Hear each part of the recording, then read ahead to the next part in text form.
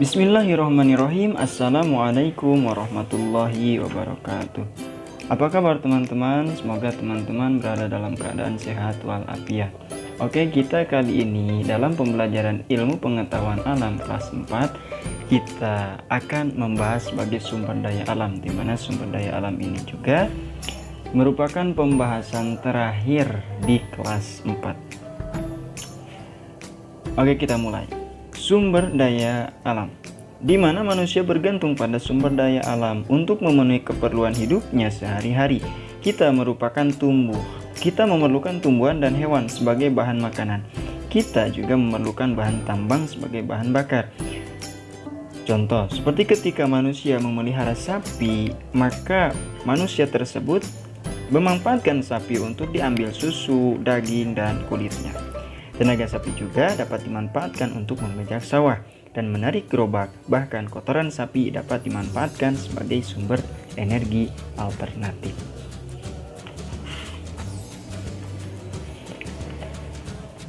Sumber daya alam merupakan semua bahan yang berasal dari alam dan bermanfaat bagi kehidupan manusia. Nah, kemudian berdasarkan jenisnya, sumber daya alam dibedakan menjadi dua. Ada sumber daya alam yang dapat diperbaharui, ada sumber daya alam yang tidak dapat diperbaharui. Sumber daya alam yang dapat diperbaharui atau sumber daya alam terbarukan merupakan sumber daya alam yang terus-menerus tersedia di alam dan jika berkurang akan dapat dipulihkan kembali. Misalnya ada air, kemudian udara, tumbuhan, dan hewan. Hewan dan tumbuhan termasuk sumber daya alam yang dapat diperbaharui karena dapat berkembang biak atau dibudidayakan. Hewan dan tumbuhan termasuk sumber daya alam yang dapat diperbaharui karena ini tidak akan habis selama manusia bisa melestarikannya. Lalu kemudian air termasuk ke dalam sumber daya alam yang dapat diperbaharui. Air di bumi akan selalu ada karena mengalami pembaharuan melalui daur air atau siklus air. Air yang ada di permukaan bumi akan menguap, kemudian membentuk awan, lalu turun lagi ke bumi dalam bentuk air hujan. Lalu kemudian sumber daya alam yang tidak dapat diperbaharui merupakan sumber daya alam yang akan habis jika dilakukan secara terus-menerus. Contoh, misalnya ada batu bara, kemudian emas, minyak bumi, dan logam. Nah, sumber daya alam yang tidak dapat diperbarui ini bisa juga disebut sebagai sumber daya alam yang tak terbarukan. Contoh seperti emas dan batu permata merupakan sumber daya alam yang tak terbarukan yang banyak dimanfaatkan sebagai perhiasan. Atau seperti minyak bumi.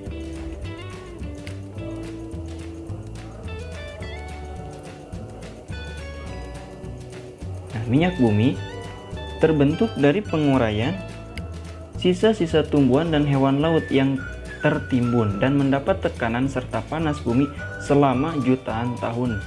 Hasil penguraian makhluk hidup tersebut dalam bentuk cair membentuk minyak bumi, sedangkan yang berbentuk gas akan membentuk gas alam. Kemudian proses terbentuknya minyak bumi.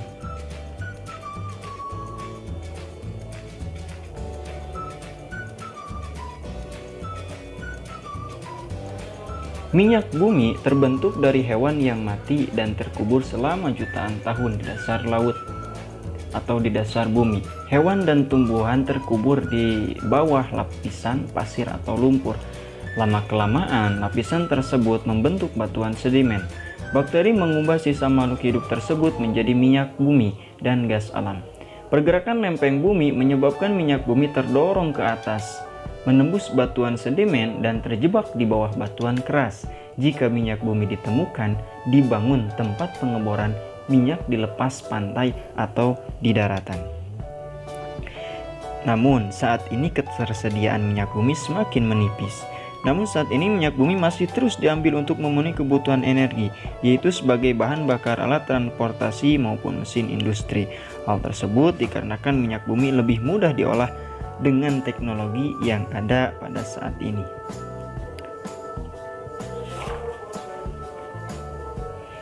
Pemanfaatan sumber daya alam. Manusia memanfaatkan sumber daya alam, yaitu air untuk minum dan mengairi sawah, udara untuk bernapas, tanah untuk bercocok tanam, dan membangun rumah. Kemudian manusia juga memanfaatkan logam untuk membuat peralatan sehari-hari, misalnya pisau, panci, paku, dan peralatan lainnya.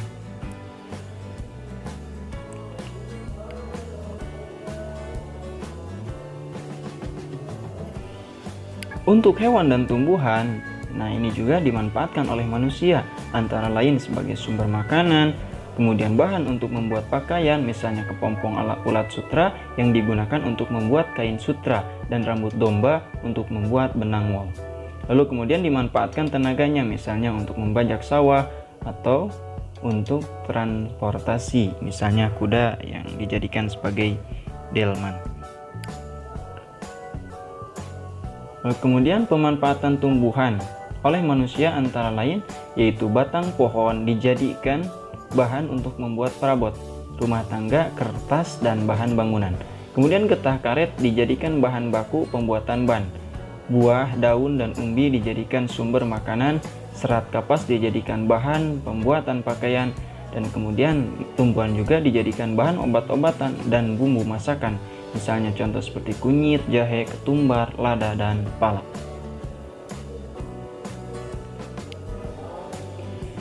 Pengolahan sumber daya alam. Sumber daya alam ada yang digunakan langsung dan ada yang digunakan setelah proses pengolahan. Sumber daya alam bertujuan untuk menambah nilai guna dari bahan alam yang ada. Berikut sumber daya alam yang diolah secara sederhana. Misalnya seperti ikan. Ikan hasil tangkapan nelayan dapat diolah secara sederhana maupun dengan teknologi modern. Pembuatan ikan sederhana dapat dilakukan dengan membuat ikan asin dan ikan asap. Adapun pengolahan dengan teknologi modern dilakukan dengan pengemasan dan kaleng, sehingga ikan akan tahan lebih lama. Pada teknologi sederhana dilakukan dengan tangan manusia. Adapun dengan teknologi modern dapat dilakukan dengan mesin. Pengolahan ikan secara modern yaitu diolah kemudian dikemas melalui kemasan kaleng. Lalu kemudian contoh yang kedua yaitu susu. Hasil susu perah dapat dilakukan dengan sederhana dan modern. Secara sederhana, susu sapi segar dipanaskan dengan kompor sebelum dipasarkan. Tujuannya untuk membunuh kuman dalam susu. Kemudian secara modern, susu sapi segar dipanaskan dengan teknik pasteurisasi menggunakan alat-alat modern dan kondisi yang steril. Contoh diolah menjadi susu bubuk, susu kental manis, dan keju.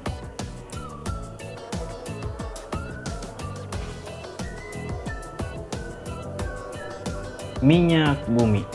Minyak mentah yang diolah dari tambang minyak bumi diolah menjadi berbagai bentuk bahan bakar dan bahan kimia melalui proses pemisahan yang dilakukan dengan alat-alat modern. Ini merupakan contoh proses destilasi bertingkat pada minyak bumi.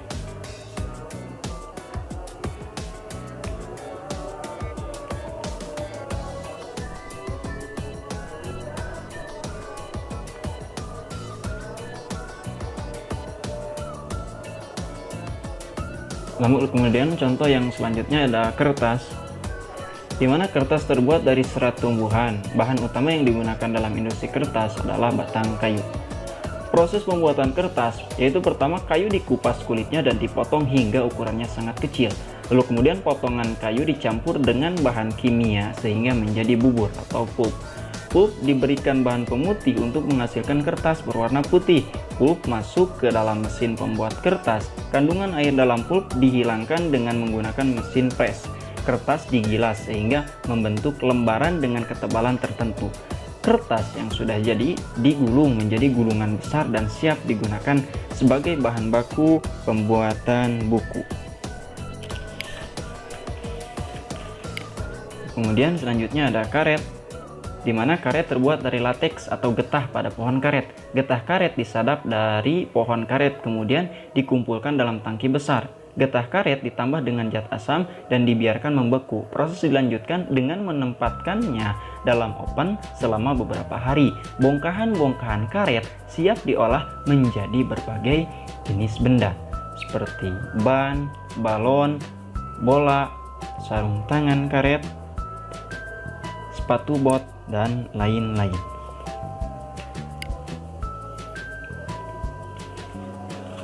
Lalu kemudian dampak pengambilan sumber daya alam dan upaya pelestariannya. Yang pertama yaitu berkurangnya daerah resapan air hujan karena hutan yang gundul. Lingkungan menyediakan sumber daya alam yang berlimpah sehingga dapat dimanfaatkan manusia untuk memenuhi kebutuhan hidupnya. Namun kelestarian sumber daya alam akan terancam jika manusia tidak memanfaatkannya dengan bijak. Berikut dampak dari pengambilan sumber daya alam dan upaya pelestariannya. Berkurangnya daerah resapan air hujan karena hutan yang gundul. Hutan yang gundul karena penebangan secara besar-besaran akan mengurangi daerah resapan air hujan. Hal ini dapat mengakibatkan tanah sekitarnya mudah terbawa oleh arus air saat hujan, dan apabila terlalu lama dibiarkan akan mengakibatkan tanah longsor. Nah, namun dapat melakukan suatu upaya pelestarian terhadap hutan yang gundul tersebut. Pertama yaitu dengan cara reboisasi, di mana reboisasi adalah suatu upaya penanaman pohon dan penghijauan kembali kawasan hutan maupun lahan kosong untuk mengembalikan fungsinya. Lalu kemudian bisa dilakukan dengan sistem tebang pilih tanaman, membuat terasering di lahan yang miring, meningkatkan pengawasan oleh polisi hutan, kemudian penegakan hukum secara tegas bagi pelanggar undang-undang kehutanan. Yang kemudian yang kedua, rusaknya hutan bakau. Fungsi hutan bakau di tepi pantai antara lain untuk menahan gelombang air laut, tempat hidup berbagai jenis hewan dan tumbuhan, serta menjaga keanekaragaman hayati. Jika dibiarkan terus-menerus, maka akan terjadi pengikisan pantai yang akan menyebabkan longsor, erosi pantai, bahkan banjir. Namun dapat dilakukan upaya pelestarian. Yang pertama, reboisasi hutan bakau. Lalu membuat undang-undang yang tegas untuk menjaga hutan bakau, membersihkan hutan bakau dari sampah dan limbah. Nah, lalu kemudian lingkungan yang rusak akibat pertambangan terbuka. Kegiatan pertambangan adalah usaha pengambilan sumber daya alam yang biasanya ada di dalam perut bumi. Beberapa dampak yang ditimbulkan. Yang pertama, kerusakan hutan di daerah tambang.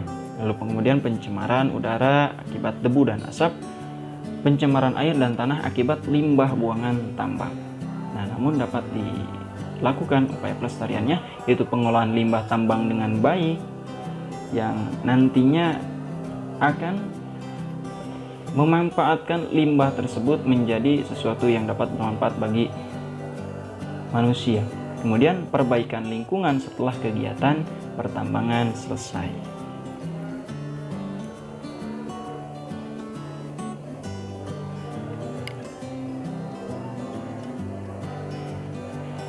Lalu kemudian punahnya jenis hewan dan tumbuhan.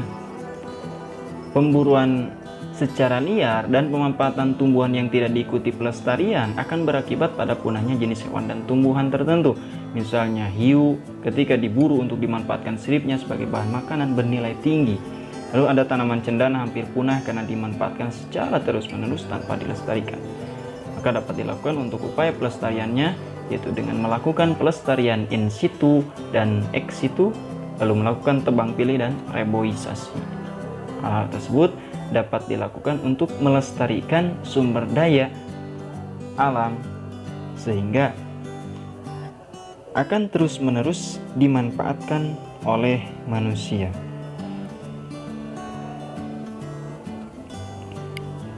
Kita patut bersyukur kepada Allah Subhanahu wa Ta'ala karena telah memberikan sumber daya alam kepada kita itu dengan sangat banyak dan sangat luas, tergantung kita memanfaatkan sumber daya tersebut.